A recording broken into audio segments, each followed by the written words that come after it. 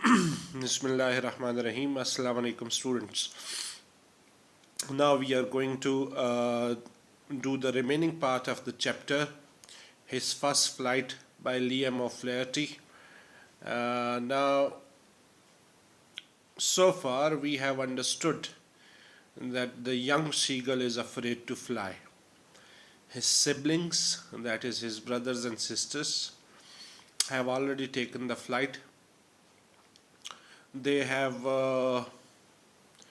learned the skill of hunting from the ocean.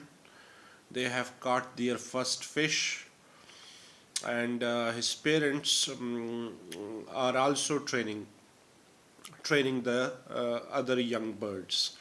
So the young seagull so far is just for the past 24 hours hungry. He's desperate. He needs to take the flight because it is in his interest and it is his instinct that he needs to fly in order to survive in this world. Now, the sun was now ascending the sky, blazing warmly on his ledge and faced the south. He felt the heat because he had not eaten since the previous nightfall. Then he had found a dried piece of mackerel's tail at the far end of his ledge. Mackerel एक मछली का नाम है और उसे उसकी दुम मिली सिर्फ और उस पे उसने गुजारा किया.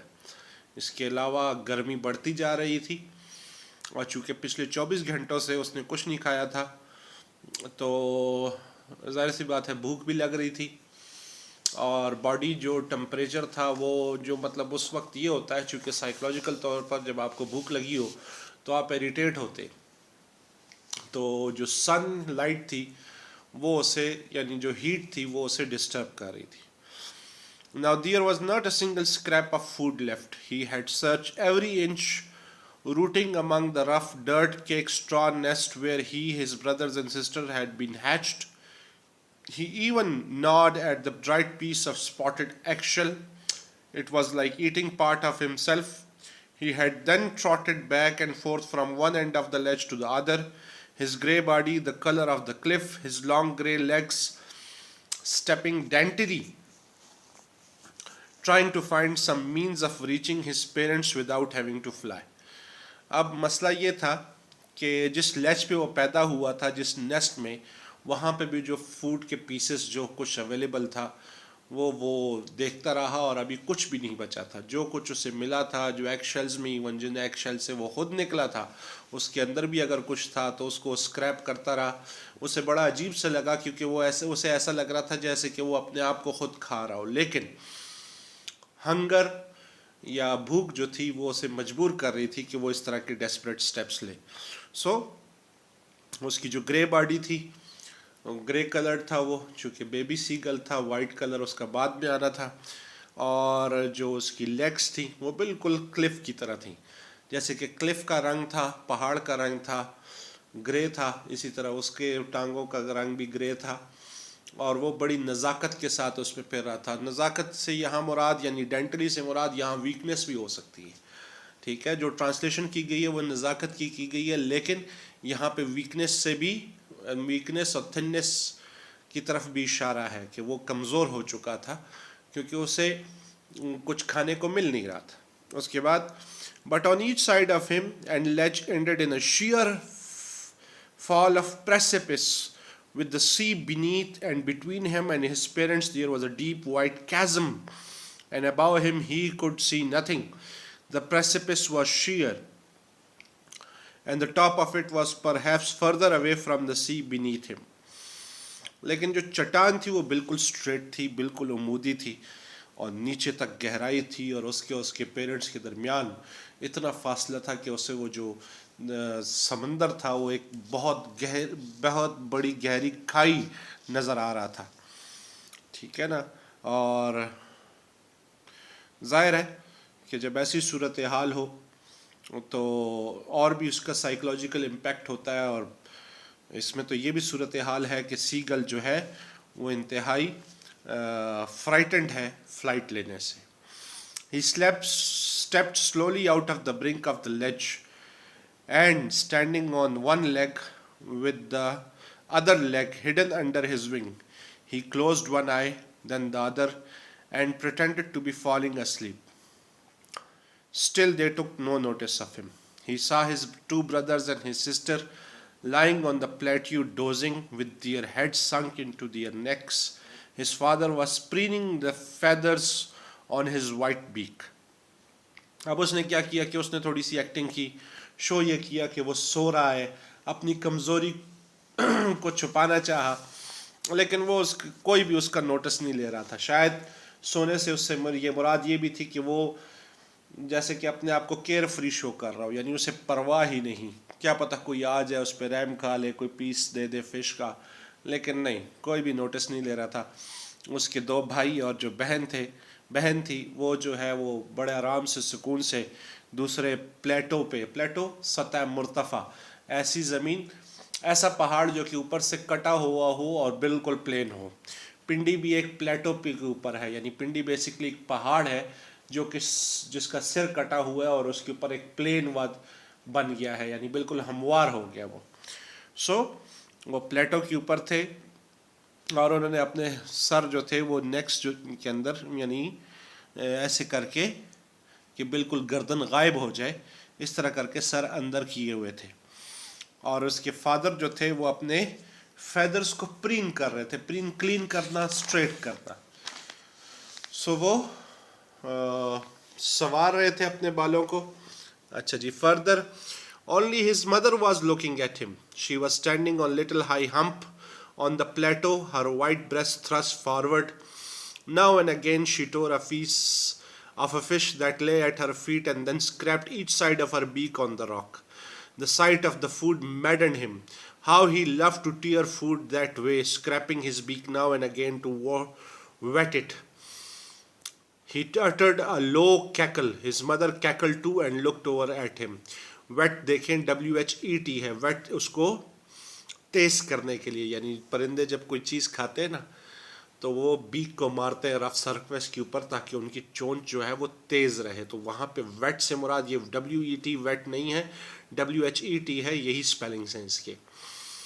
उसके बाद वो इधर उधर देख रहा था लेकिन कि कोई उसे लिफ्ट कराए, लेकिन सिवाय उसके मदर के और कोई भी उसको लिफ्ट नहीं करा रहा था.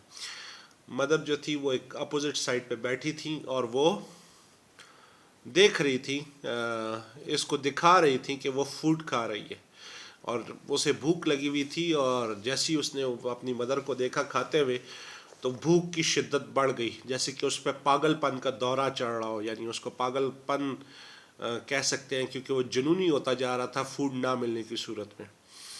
गा गा गा he cried, जैसे कि परिंदे ये बोलते हैं, begging her to bring him over some food. Gaula, she screamed back derisively, but he kept calling plaintively, and after a minute or so he uttered a joyful scream. His mother had picked up the piece of fish and was flying across to him with it.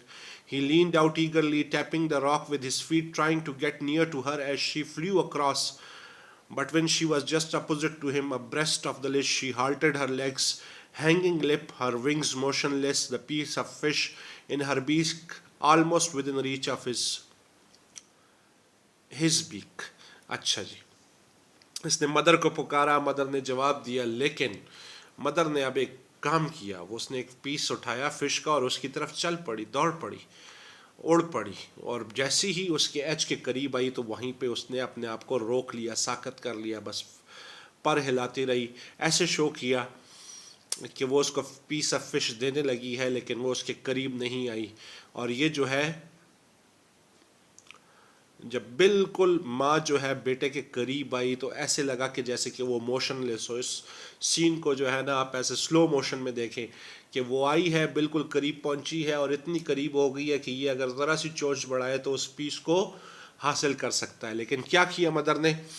He waited a moment in surprise. वो थोड़ा खुशी से, यानी surprise भी था कि माँ रुक क्यों गई, wondering why she did not come nearer, and then maddened by hunger he dived at the fish. With a loud scream, he fell outwards and downwards into space. His mother had swooped upwards As he passed beneath her, he heard the swish of her wings. Then a monstrous terror seized him, and his heart stood still. He could hear nothing, but it only lasted a moment. The next moment, he felt his wings spread outwards. The wind rushed against his breast feathers, then under his stomach and against his wings. अब वो देखता रहा कि माँ करीब आएगी. माँ ने असल में एक ट्रिक खेली है उसके साथ. ट्रिक क्या खेली है कि वो बिल्कुल पास आई है, करीब आई है, लेकिन जैसी वो रुकी है तो फूड तो बिल्कुल उसके सामने था. उसने आगे की तरफ यानी डाइव मारी है, जंप लगाई है उस फूड के पीस को हासिल करने के लिए, लेकिन बजाय इसके कि वो उस चोंच से पीस को पकड़ पाता, उल्टा वो नीचे की तरफ गिर पड़ा. लेकिन एक नेचुरल सी चीज़ है. पहले तो वो घबराया, इंतहाई घबराया, लेकिन फिर ऑटोमेटिकली उसके पर जो है फैल गए, और जैसे ही उसके पर फैलना शुरू हुए तो जो हवा की वो डायरेक्शंस थी नीचे गिरने की वजह से वो उसको उड़ाने लग गई. He could feel the tips of his wings cutting through the air. He was not falling headlong now. He was soaring gradually downwards and outwards. He was no longer afraid. He just felt a bit dizzy. Then he flapped his wings once and soared upwards. He uttered a joyous scream and flapped them again. He soared higher. He raised his breast and banked against the wind. Ga ga ga, ga ga ga gaula. यानी अब क्या हुआ कि जैसी वो नीचे की तरफ गिरा तो उसे महसूस हुआ कि वो मुकम्मल तौर पर गिर नहीं रहा हेडलॉन्ग, क्योंकि उसके पर फैल चुके थे. वो आहिस्ता आहिस्ता गिर रहा था नीचे की तरफ, लेकिन डाउनवर्ड्स और साइडवर्ड्स भी. फिर उसने क्या किया कि जैसी उसकी इंस्टिंक्ट थी, जैसे कि एक परिंदे में अल्लाह ने खासा रखा होता है कि उसने अपने विंग्स को फ्लैप किया, यानी पर हिलाए, और उससे क्या हुआ कि वो ऊपर की तरफ उड़ने लगा. वो इंतहाई खुश हुआ. पहले वो घबरा रहा था, पहले वो घबराया, इंतहाई शदीद घबराया, लेकिन फिर बाद में उसकी घबराहट ख़त्म हो गई. उसे ज़रा सा चक्कर ज़रूर आ रहा था. He was feeling a bit dizzy, लेकिन नहीं. His mother swooped past him, her wings making a loud noise. He answered her with another scream. Then his father flew over him screaming. Then he saw his two brothers and his sister flying around him, curveting, banking, soaring and diving. अब देख लें कि जैसे ही उसने उड़ना शुरू किया तो पेरेंट्स की खुशी की इंतहा देखें कि वो भी पहुंच गए उसकी खुशी में खुशी मिलाने के लिए, उसकी खुशी शेयर करने के लिए. पहले मदर आई, फिर फादर आया, और फिर उसके ब्रदर और सिस्टर भी आए और उसके इर्द गिर्द घूमने लगे और उसके साथ खेलने लगे. एक किस्म के कवेटिंग, इधर उधर मुड़ के घूमना, बैंकिंग यानी कलाबाजियाँ खाना, ऊपर की तरफ मूव करना, गोते लगाना, ये सब जो कि एक परिंदे की उड़ान के खासे होते हैं, वो सब उसके साथ करने लगे ताकि उसकी खुशी देख सके, उसकी खुशी के साथ खुशी को शेयर कर सके. Then he completely forgot that he had not always been able to fly, commenced himself to dive, soar, covet and shrieking shrilly. He was near the sea now, flying straight over it, facing straight out over the ocean. He saw vast green beneath him with little ridges moving over it. He turned his beak sideways and crowed amusedly, and around him his family was screaming, praising him, and their beaks were offering him scraps of dogfish. अब क्या हुआ कि जैसे ही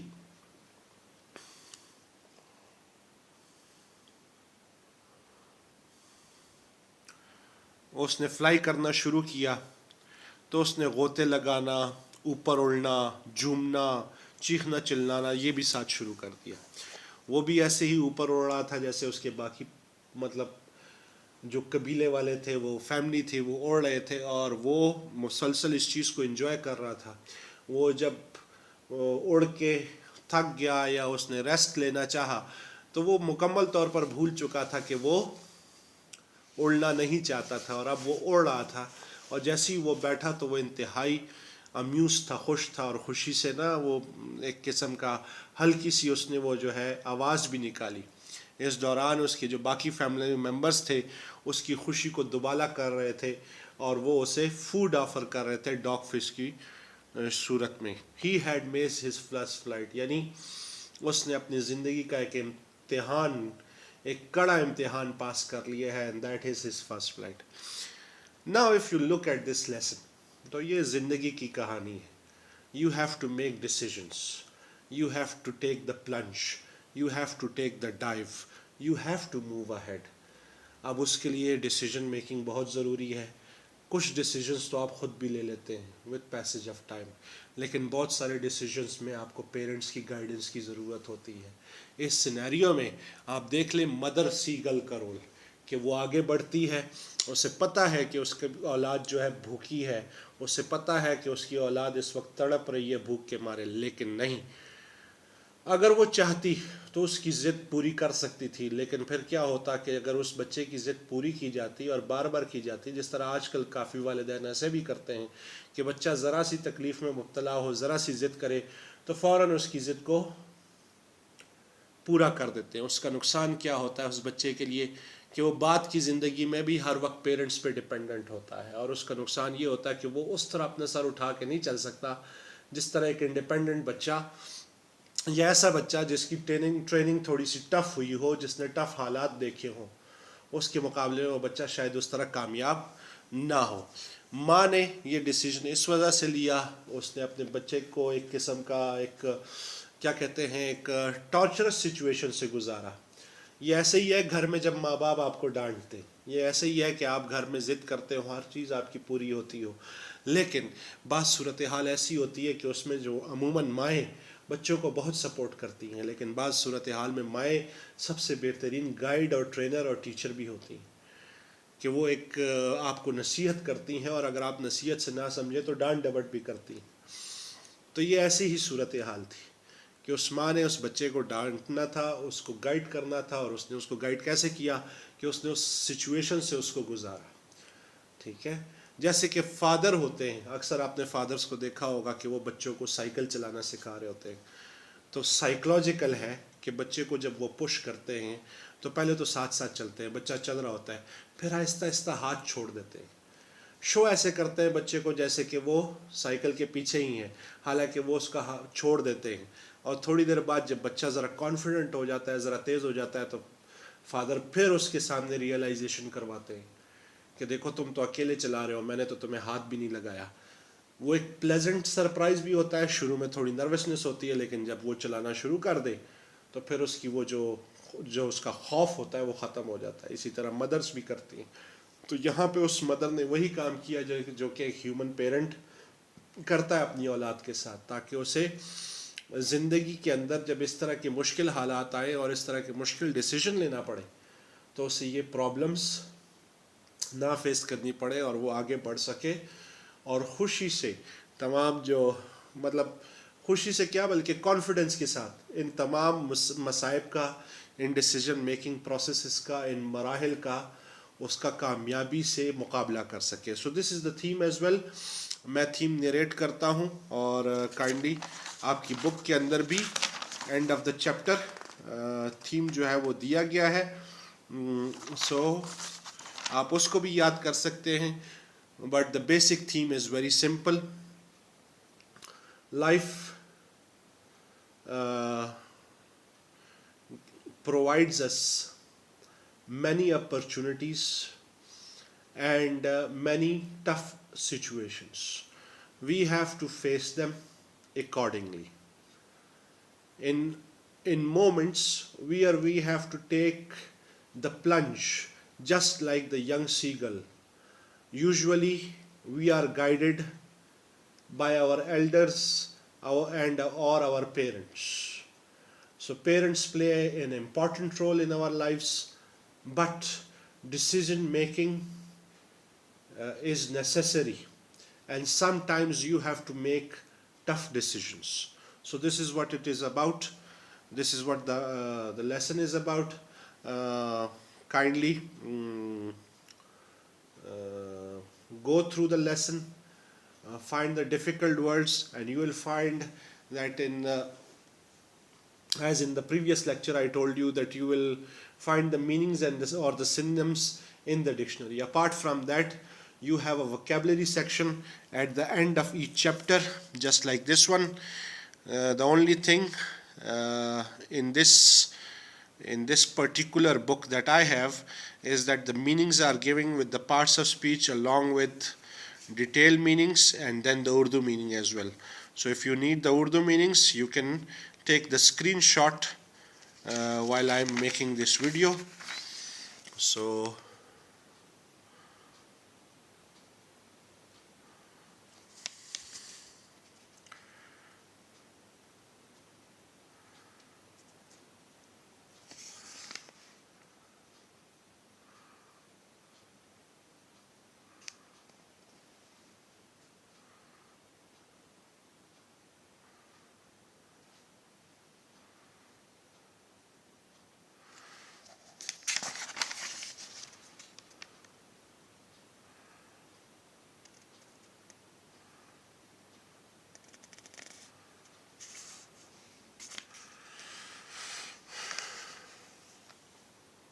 tomorrow we will discuss the question bank. I just give you a generalized theme. Tomorrow we will discuss the particular theme, how you should attempt this question. And here it is actually. So, thank you very much. See you next time, inshallah.